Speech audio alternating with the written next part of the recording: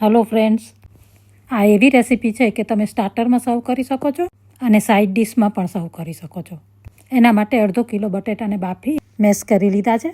બટેટાવાળાનો મસાલો બનાવવા માટે પેનમાં 1 ટેબલસ્પૂન તેલ નાખ્યું છે, અડધી ટીસ્પૂન રાઈ, 2 ટેબલસ્પૂન ઝીણું કટ કરીને લસણ નાખવાનું અને એને અડધી મિનિટ માટે મીડિયમ ફ્લેમ ઉપર સોતે કરવાનું. ત્યારબાદ 2 ટેબલસ્પૂન ઝીણું કટ કરેલું આદું નાખવાનું અને એને પણ 2 મિનિટ માટે સોતે કરી લેવાનું.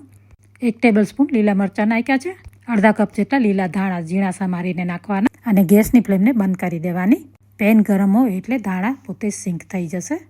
હવે એ મસાલો બધો આપણે બટેટા મેશ કરેલા છે એની અંદર નાખી દેવાનો. એની સાથે ટેસ્ટ પ્રમાણે નિમક નાખવાનું અને સારી રીતે મિક્સ કરી દેવાનું. આ વડા સિમ્પલ મસાલા સાથે બનાવ્યા છે પણ એટલા ટેસ્ટી બને છે, તમે પણ એક વખત જરૂર બનાવજો.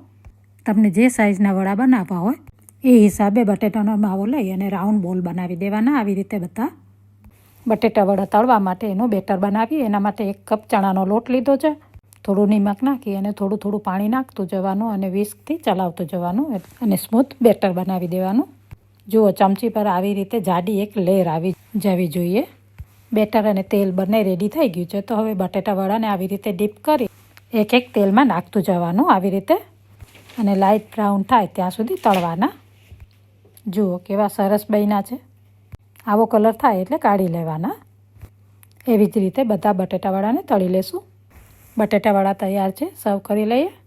રેસીપી સારી લાગી હોય તો લાઇક, શેર અને ફોલો કરજો. Thank you for watching.